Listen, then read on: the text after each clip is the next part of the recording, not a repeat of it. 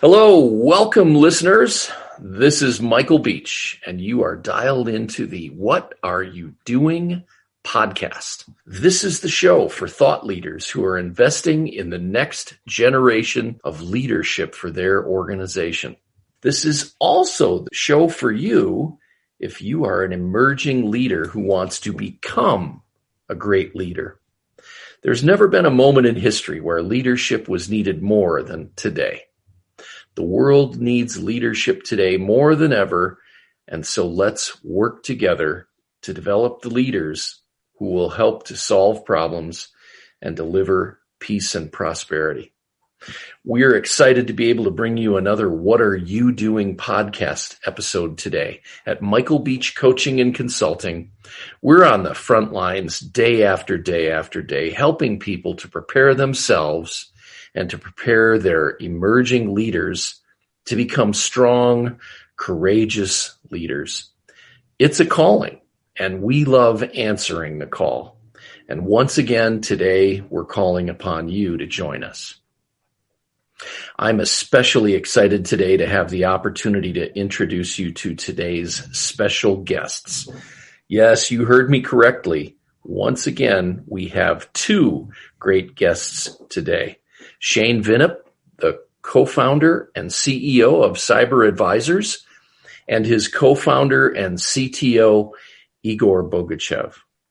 Cyber Advisors is a terrific Minnesota-based company that is a trusted advisor for IT solutions that provide full managed IT services for small, medium, and enterprise-sized clients. Let me tell you a bit about these two esteemed gentlemen who I've known for quite a long time. Shane and Igor believe that leaders work for those whom they lead, and they've strived to make their company, Cyber Advisors, a workplace that gives individuals freedom to excel while also providing a path to grow and advance their employees' careers. Shane and Igor are actively working in the business day in and day out, leading by example and helping their teams to develop and grow. In fact, over the years, 45+% of their employees have been promoted, and some more than once, as the company's grown under Igor and Shane's gentle guiding hands. Igor has lived in East Germany, the Ukraine, Armenia, Azerbaijan, and Belarus before he moved his family to the United States from the former Soviet Union. I could easily go on and on and on about these two fine gentlemen, but I'd like to get our episode started, so I'm going to leave it there. Suffice it to say that it's my privilege to call these two guys friends, and it's your privilege to hear them talk today about their journeys and about the lessons they've learned along the way. Gentlemen, welcome. I'm so glad to have you here today. Thank you, Michael. We're honored. Thank you for introduction. Glad to be here.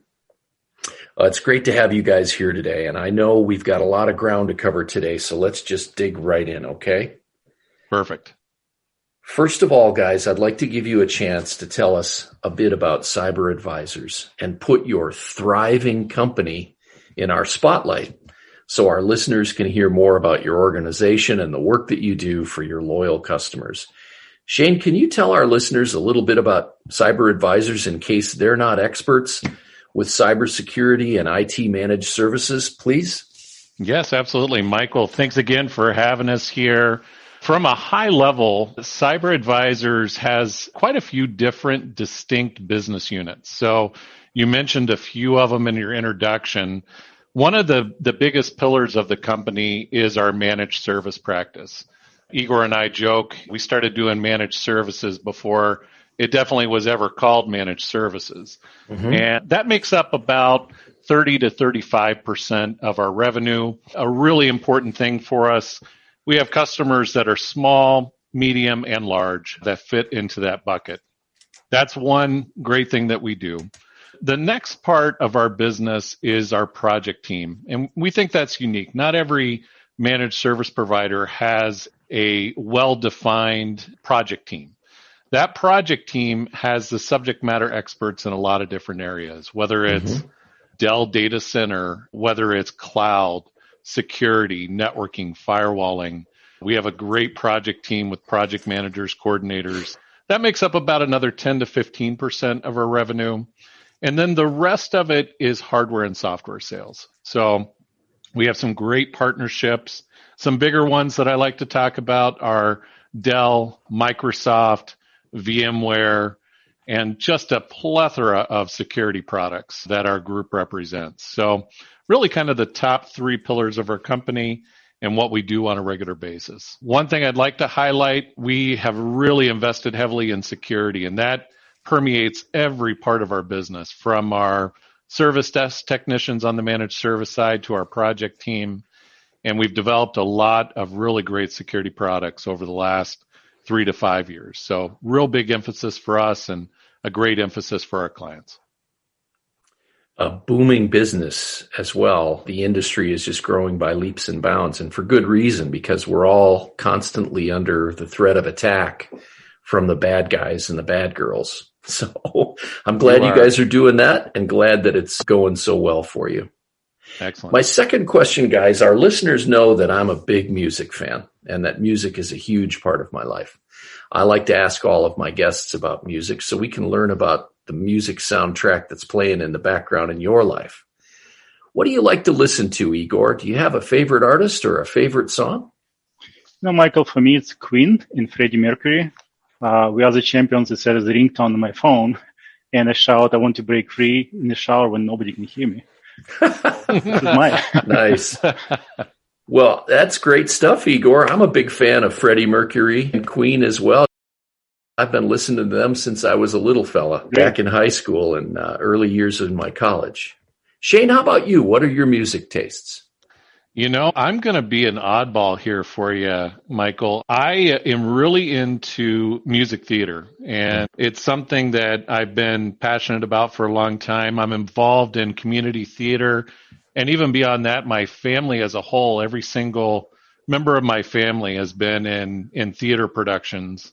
So, you know, my soundtrack, we got Hamilton, and we have Jesus Christ Superstar, Dear Evan Hansen, you know, all kinds of different ones that you're going to hear. Yeah. Oh, that's great. I'm not surprised to hear that you're involved in community theater, because you get involved in a lot of things in the community. Igor, you mentioned that you were raised in the Soviet Union and you lived many places over there before coming to the United States. Can you tell us a little bit about your experience in getting to the point where you are now as a leader in the corporate world here in the Twin Cities? Michael, you know, as you mentioned, I came to States in 1995, learned the language, upgraded my engineering skills, started jobs. I met you and Shane at a local service provider group called Data Source Hagen, where I worked as an engineer, so you were my boss. I joined Shane as a business partner, so I advised 2001, and together we started to build this service delivery practice from day one. As our company evolved, it was organic path to add practices and roles and teams and supervisors, managers. I believe that my background experience helps me to relate to people with different cultural heritage and backgrounds. So this is little history about me. What a fascinating journey you've had, living in all those different countries in the former Soviet Union, and then ended up here in the United States and being a successful engineer at Data Source Hagen, and then going on to found this company together with Shane. Quite a neat story. Thank you. Shane, when did you first get interested in leadership? You know, I do believe that you can learn to be a leader, but there is a lot of truth to leaders are born. Leadership, for me, I don't think I was a leader when I was younger, but as I grew and learned more and more, I felt like I wanted to be a leader. So I would say it really blossomed in high school. I got more and more confident. Kind of going back to your music and theater question, you get more confident in those sort of experiences that you have. Sure. And especially owning a business like Igor and I do, you're either a good leader or a bad leader. And I believe that you have to be. You're thrust into it whether you want to or not. It's whether you embrace it and try to be the absolute best leader that you can be. The interest is there. It's about educating ourselves. And Igor and I, we're still learning things, and I hope that we always do. Well, you're both well on your way to becoming fantastic leaders. You already are great leaders, so I can vouch for that. I'm sure that our audience would love to hear a little bit about some of the great books that you've both discovered along the way. What's the best business or leadership book that you've read? Igor, how about if we start with you? Shane mentioned Being Born. There is a good book about this, which I really like it. It's my book that I have it in my desk right now. It's called Power by Jeffrey Pfeiffer. It's a book about drive, why some people want to be leaders, some people do not. Sure. It's a very good book. Everybody should read it in a business. What drives you? What makes you being a leader? And I love this book a lot. Another book I really like and like to mention here is What Got You Here Won't Get You There by Marshall Goldsmith. Yes. You know this book? Yep. I know it well. Marshall Goldsmith, right? Yep. Marshall Goldsmith. Yep. The book is about behavioral problems, not technical skills. What separates the great from the not so great. And results can come from practicing basic behaviors like saying thank you, listen well, thinking before you speak, apologize for your mistakes. Also, big emphasis in this book on the first step to change is wanted to change, right? Very good book, and I would recommend those two. I would recommend that one too. I especially love, I can't remember what the number is, Igor, but he's got a long list in there of bad habits that people pick up when they start to get overconfident. And every once in a while, I'll send that book out to my clients and have them read through it and say, so tell me how many of those bad habits you think you might have, been 20. exposed to over the years. All 20, Michael. I know that's not true, Igor. Shane, how about you? What's a great book that you discovered along the way? For me and pretty much anyone that I can talk to about it, I do. I'm very passionate about the EOS or traction platform as a whole. I believe that, for Igor and I and for our executive team and really the company as a whole, it has been a turning point for us. It's a huge thing. So I highly recommend Traction. I always tell people it's probably 50% of it you may do already, but it's great as a platform or as a way to have the same language to talk to other businesses and other business owners. Yeah. And then from there, there's a companion book that I always recommend right behind it called Get a Grip. It's about a Minnesota-based company that went through it. And what it does is it really gives you all the stuff that you learn in EOS. How do you apply it and how do you use it? So I love those two books together. And I believe EOS has been extremely powerful and valuable for us in our leadership capabilities with our employees. The second one that I love to mention is a book called Who by Jeff Smart. I believe in order to grow as a company, you have to hire the right people. And we're lucky at best if it's a flip of a coin. If you don't have a system in place and you don't look for the red flags that get you your B and C players. And I picked up that book a couple of times over the last decade. I've been evangelizing that one recently with the team and really love what it does. It's very practical, it's very quick, and it's very insightful.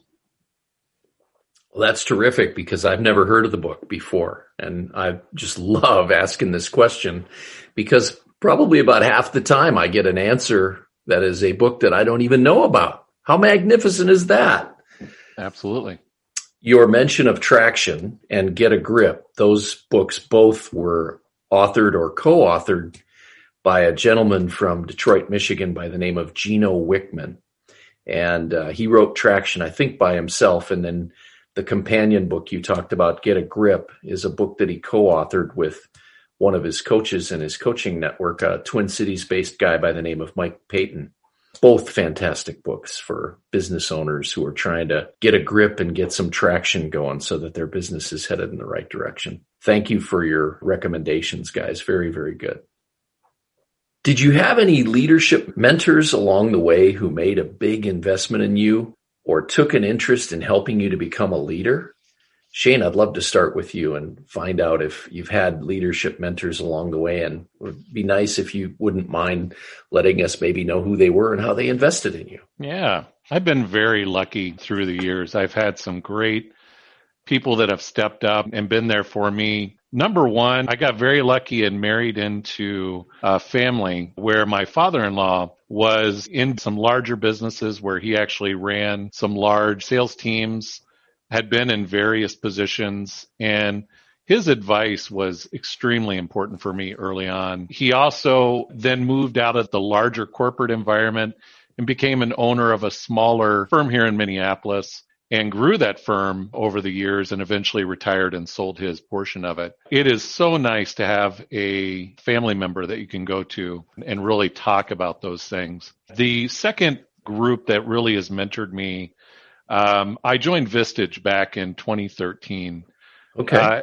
As a CEO, you have personal things in your life, you have business things in your life. Mm-hmm. To have a group of men and women who are there for you, unbiased, can give you advice and give you guidance that you can learn from the mistakes of others, hopefully before you do it yourself, or at least share the wonderful mistakes that we are going to make. That has been extremely powerful for me. So I get a lot out of my mentor relationship with the coach. I get a lot out of the people that are speaking and the events that we have and the other members of my team. So really, really think it's important as a leader that whether it's Vistage, whether it's any sort of group, find people that you trust that you can go to. And, Michael, you've been a wonderful person in that position as well. We really have leaned on you through the years and value your guidance and counsel. And so I'd be remiss not to mention that as well. Thank you for the plug, Shane. The check's in the mail. Igor, how about you? Tell us a little bit about some of your leadership mentors along the way. Well, Michael, you were working with us on attraction at Cyber Advisors, and as we went along, you gave me a good start as my mentor. Along the way, you introduced me to some of the books, the concept of emotional intelligence, and this is how I understood how little I knew and what steps I need to take to educate myself, right? This is how it all starts for me. So thank you. Well, you guys are going to give me a big head giving me all these compliments. Thank you, guys. I appreciate it. Over the years, I have to imagine that you've both led some great teams and developed some strong teamwork and collaboration on those teams. Would you share with us how you developed that strong collaboration and teamwork? Igor, can we start with you? Sure. There are a few rules that I feel greatly contribute to team development. For me, it's 5 rules I try to live by. Okay. Number 1 would be clarify purpose and goals. Everybody should be clear on why we're here. Establishing team rules, follow them.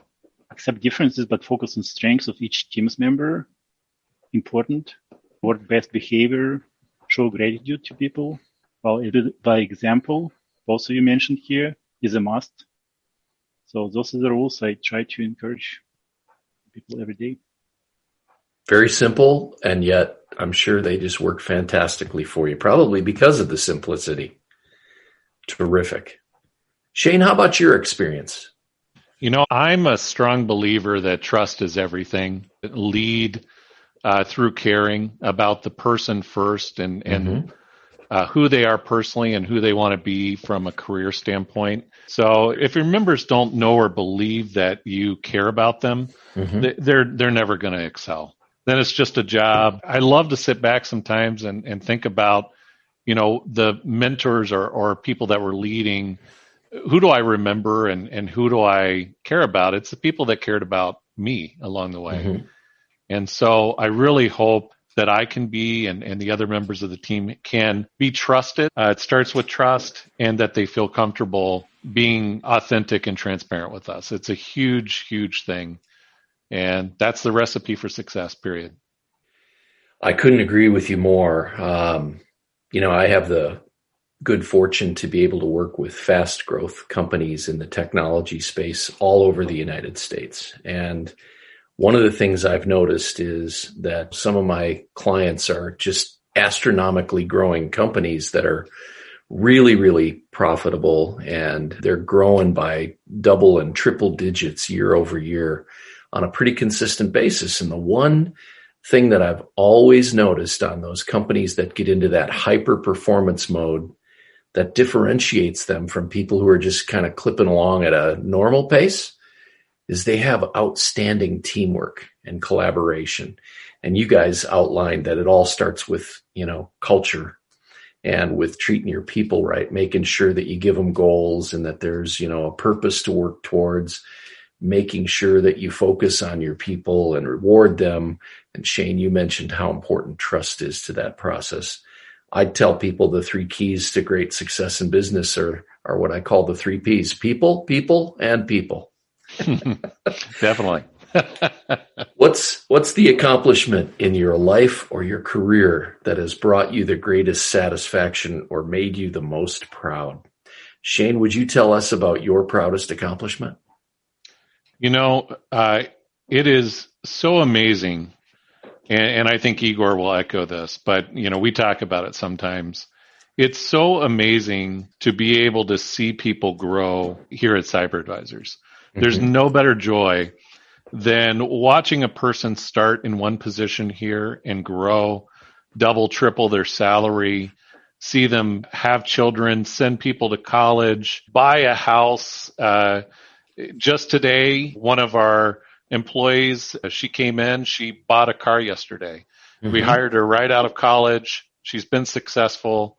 It's so amazing to see that and see the growth. When we do our holiday parties and we give out our awards, it's really satisfying for us to be able to recognize that and celebrate it. And there's nothing better. Same with kids, for us. We see our kids, we invest in them and they grow. We live through their accomplishments. And both Igor and I are pretty passionate about that. Oh, that's great. Thank you for that, Shane. Igor, going to give you a chance to pile on here. Oh, I agree with Shane wholeheartedly. That our annual company dinner is the most treasured moment, or a summer picnic. We meet the families and extend a thank you for the hard work being done through the year. We miss these events badly, Michael. Well, there's a great message there, listeners.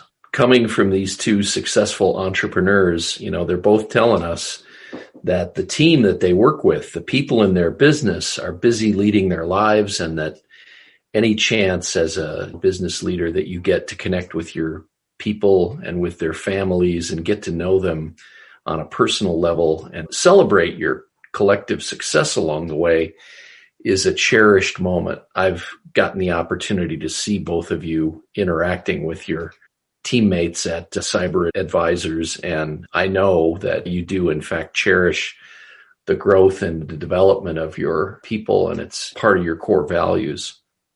I would bet that we would all agree that getting back to a post-pandemic lifestyle where we could actually gather and celebrate safely with our teams is something that we would all welcome. Amen. Amen. Yeah. It's always such a pleasure to speak with the founders of a successful business like Cyber Advisors. Igor, could you reveal for our listeners the best single investment you've ever made in yourself? Well, probably I would say realization that I need to invest in business leadership education myself. Okay. For me, the probably most prominent was Goldman Sachs 10,000 Small Business Education Leadership Development Program I signed, and I spent like 6 months studying hard. It was all aspects of business, how to read P&L, how to do marketing, how to deal with HR stuff, and all of that. So very good school, and I'm very thankful for this education. What a terrific idea. Congratulations for making that investment in yourself. Shane, anything you would add to Igor's answer? I kind of talked about it before. I believe that you must continue to learn. So I think it's very important, and whatever mechanism you can for that, whether it's a group, whether it's TED Talks, whether it's reading a book, I think some of the most successful people are the ones that are avid readers. I think there's so much great information in the world. You can download a book in 2 minutes. I think that it's so important that you continue that. It's okay to be vulnerable and ask others around you, whether they're other leaders in your organization, people that you trust in the organization or outside the organization. Be vulnerable enough to not have the answer and get advice. So I think as long as you're moving forward, you mentioned it earlier, some people get to the point where they think they know it all. That's a really bad place to be. Yeah, it sure is. Yeah. Well, I'm delighted that you guys both got a chance to tell our listeners about how important it is, if you want to be successful in life, to invest in yourself. Because to be honest with you, you've both been a shining example of that. You have done so many things, joining Vistage, investing in traction coaches, investing in, the kind of continuing education that Igor talked about. And you both are avid readers and avid learners. And I really believe that that is a key element to your ongoing success. So my congratulations to both of you. Okay, we're going to pause here for just a few seconds for a brief word from our sponsor, and then we'll be right back with the co-founders of Cyber Advisors, Shane Vinup and Igor Bogachev. What are you doing to develop the next generation of leaders for your company? If I told you that in 12 to 24 months, we could prepare your next generation of leaders for greatness, would you be intrigued? A majority of today's businesses promote from within to develop new managers and leaders to fuel their future growth. Here at Michael Beach Coaching and Consulting, we've built our Emerging Leaders Development Program so that it guarantees your success. Our coaching philosophy is to outfit each emerging leader so that they can proactively and confidently solve business problems and anticipate the future on their own. Call us today at 520-732-2266 to arrange for a no-cost, no-obligation discovery conversation with one of our master coaches. We're back. We've been enjoying an enlightening conversation with Igor Bogachev and Shane Vinup, the CTO and CEO, respectively, of Cyber Advisors, a Minnesota-based trusted advisor for IT services. Shane, I neglected to ask this earlier, but I want to correct that now. If any of our listeners are interested in a position at Cyber Advisors, or if they'd like to learn more about the amazing work your teams are doing in IT and with cybersecurity in the cloud, how could they contact the company to talk about either becoming a customer or becoming an employee? How do they reach you guys? Oh, that's great. Obviously, a website is a wonderful place to start to get to know us, www.cyberadvisors.com. You can always email us at sales@cyberadvisors.com or give us a call, 952-924-9990. Wonderful. I'm glad we took care of that. I'm sure the phone's going to start ringing off the hook when this episode launches. Excellent. Igor, can you tell our listeners about what you're doing to raise the level of your leadership game these days? Anything you've been doing recently? A year ago, I became part of entrepreneurship organization Minnesota, EO, and I love the mentorship and support that comes from my forum mates. I love masterclass video series. TED Talks are free and easy listen, like exercise on treadmill. Books, we mentioned books, right? Continuous education. My goal is 2-3 books a month. And Wow. I kind of tend to keep them around. I have paper books, all over because I like to reread them, go back to them. So sometimes they come up in different light if I had some moment. And I always ask about recommendations for these books. So that's what I'm doing. That's great. You're doing an awful lot. Shane, how about you? So from raising a level of our leadership, we talked about it. Igor really had a lot of the same answers I would give.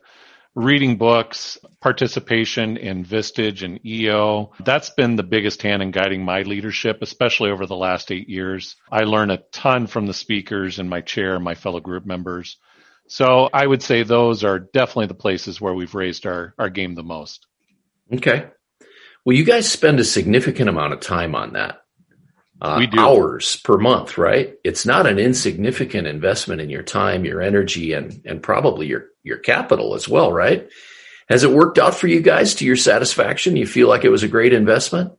I do. I'll take that one. I think when you have your head down in the business all day long, you're missing opportunities. You are missing key things that are going on in your business, and you have to take yourself out periodically, time to think, time to elevate yourself above the business and look at it in a way that's a different perspective. And I think when you don't do that, I think you get lost in the day-to-day and you miss the big picture. I can't tell you how many opportunities have occurred by just taking the time to step out, and you learn a ton when you do that. You force yourself to do that. That's really brilliant advice. Thank you, Shane. Shane, what's the greatest leadership advice anyone has ever given you? Do you remember who shared it with you and what it was? I do. One of the things there that I love is the phrase, don't manage what you don't have to. This came from my father-in-law, who got it actually from Dwayne Jacobs, who was a founder of Jacobs Marketing here in Minneapolis. Mm-hmm. And really for applying that, I took that quite literally and didn't manage things like cell phones or a fleet of vehicles. When you manage things that you don't have to, you end up having someone else bring that to you as your problem. One of our employees, let's say I was managing their cell phone, it breaks, they hand it to you and they say, fix it. That's a waste of time and probably not a core thing that I should have to worry about here at Cyber Advisors. I'd much rather give them the money to pay for it, and when it breaks, they can take care of it, and they can do it a lot better and a lot faster than handing it off to someone else and making it their problem. So that's one that I think is really good. The other thing is my father-in-law has another phrase. I really love this one. I will do what I do best to earn the money I need to pay other people what they do best. And I think that's good advice as well. You know, in taking that advice, we've outsourced things that make sense. Payroll, HR, receptionist services. It allows you to concentrate on the things that matter to your customers and to you and not be distracted by the things that can be done better by other people. That's what they do. Guess what? That's what we do. People outsource their services to us. We do it all day long. We should be the experts at it. And I think that's good advice for any business and any leader. There are two really fantastic nuggets of advice there, listeners. I hope you were paying close attention. Don't manage what you don't have to, and do what you do best to make the money so that you can invest it to let others do what they do best on your behalf. Brilliant advice. Igor, I always enjoy giving my coaching peers and my guests on this podcast an opportunity to put our audience back into school briefly. Do you have a 60-second leadership lesson that you'd like to share with our listeners? Sure, absolutely. Mine would be all about resistance. No matter what you do, no matter how you do, be prepared for negativity. You will likely meet resistance of people who have negative outlooks or judgmental or simply having a bad day. So just embrace it. Refocus, stay cool, clarify, bring other people to chime in so the best solution emerges. It's simple like that. That's pretty terrific as a lesson for people. You're going to meet some resistance. You're going to have some negativity come your way in business. Anticipate it, be ready for it, and when it gets here, don't overreact. Stay positive. Really simple and brilliant. Shane, would you like to take a spin of the wheel with your lesson for our followers? For me, I made the mistake early on in my career where I would avoid the more difficult decisions. Either I was too nice or too naive or both, I don't know. But I'd often believe that employees could be successful if I gave them just a little bit more time, a little bit more coaching, and it would all turn out great. I'm an optimist, to a fault maybe sometimes. So I've gotten a little bit better at that as well. But I learned along the way that keeping employees on that aren't able to do the job, don't want to do the job, lowers the overall standard for everybody around them. So true. And often it's not the best for the employee either. They know it. They're not performing. They're not going to make it. So giving everybody an option to get there and giving them the right tools, but making that decision both for them and for us sooner is the best advice I can give. I've never regretted it after making the decision, giving them the ability to go out and be successful somewhere else. And it raises the bar for everyone around. So I think it's important. You still want to coach. You want to be transparent. You want to be authentic. You want to get them as much help as they can. But if it's not working, rip the Band-Aid. What fantastic lessons. Thank you, guys. Those were really terrific.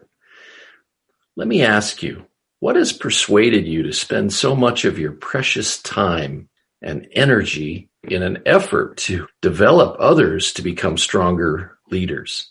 Igor, would you handle that one? Absolutely.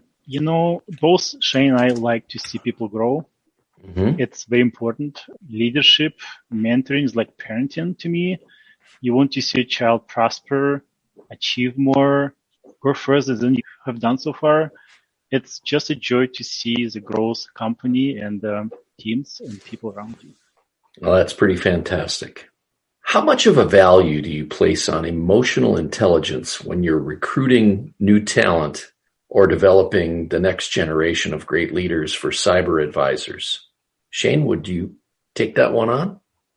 Yeah, emotional intelligence, it's to me, it's kind of an intuitive concept, but once you start looking at it closer and peeling back the onion and getting to know people, it's really amazing. I think it's very important that people understand who they are. Mm-hmm. As we've gone down that journey, and as I have gone down that journey, I realize have realized my self-awareness really was the area that I needed the most work.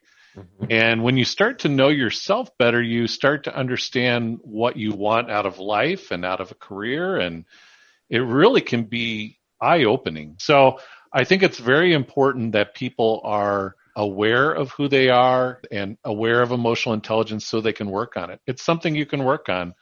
I really didn't see that before. So it's very important when recruiting that we understand the candidates and understand their emotional intelligence. So that's terrific. My final question is for you, Igor. You and I were corresponding about today's episode, and you told me that there was a topic that you'd like to touch on. I think it was vulnerability, if I remember correctly. So tell us what you wanted to share with our listeners. Michael, I would like to encourage our listeners reaching out for help early. Mm-hmm. Asking for help, that is something people often avoid. People are afraid of rejections, what it does to their self-esteem. Mm-hmm. Sometimes leaders look like they want to be present like some kind of god, but it's not, They don't want to seem vulnerable, but it's one of the most difficult things for me to overcome this fear and show that I am human, right? So show my human side. What it does, though, is that it shows that you trust people around you, that you can trust them with helping you out, shows your human side, and it's important to build teams around you. Well, I couldn't agree more, Igor. There's a fantastic book that was one of 3 that she wrote by this woman by the name of Bree Brown. She's from Houston, Texas, used to be a professor at the University of Houston and may still be, for all I know. At one point, she was at Stanford University, and her main point of her 3 books is that vulnerability is not a sign of weakness. Rather, it's a sign of great confidence and great strength. And if you'll simply raise your hand when you need help and ask, people can come help you and you perform better. When you try to fool everybody and act like you're the tough guy and you got all the answers, you get isolated and sometimes you fail. It's amazing, isn't it? It is. I'd like to know the name of this book. I can't remember the name of the book right off the top of my head, but there's a fantastic TED Talk, and it mentions the title of the book at the end of the TED Talk. Her name is Bree Brown, and that's spelled Brene with an accent on it, Brown, Brown. And she's got 2 or 3 really terrific TED Talks, and awesome. She's a great author. Thank you for the advice. Well, thank you, Shane Vinup and Igor Bogachev. I knew our conversation was going to be a fantastic learning opportunity today, and it turned out just like I expected. Thank you guys both again very much. Thank you. Thank you. Igor, thank you for traveling from Asia to America and Europe to America to become part of our society. We're better for having you here. Really appreciate the stories you shared with our audience of executives and emerging leaders today. It was wonderful to have you guys here. Thanks, fellas. Thank you, Michael. Well, that's a wrap. That's our episode for today. What are you doing, listeners? We want to thank our special guests, the co-founders of Cyber Advisors, a trusted advisor to companies who need IT services in Minnesota and throughout the Midwest. Continued success to you, Igor and Shane, and to your wonderful team of colleagues. We'll watch your company with interest as you continue to grow. We're already working on our next episode, which will be released in about a week, and we're going to be talking with yet another tremendous leader who is busy investing in developing their leadership acumen and simultaneously investing in developing the next generation of great leaders for their organization. Thank you, listeners, for joining us today, and please reach out to us at info@michaelbeachcoach.com to give us your feedback about today's episode with the founders of Cyber Advisors, the co-founders Shane Vinup and Igor Bogachev. And you can also use that email address if you'd like to share your suggestions with us for a future guest or to help us to make our podcast even more valuable to you with a suggestion or two as you invest in leadership development. We'll look forward to spending our next episode together with you. Until then, remember, none of us has control over the situations and the circumstances that come our way in life and in business. So don't get hung up on worrying about whether life or those circumstances are fair. Instead, let's focus on our responses to those events and situations. And let's make our responses as constructive and positive as we possibly can. That's what's going to help you to overcome challenge and adversity. As Igor taught us today, life is going to hand you some adversity from once in a while, and you might as well just meet it head on and face the negatives and turn them into positives. Best of luck to everybody. We'll see you next time on What Are You Doing?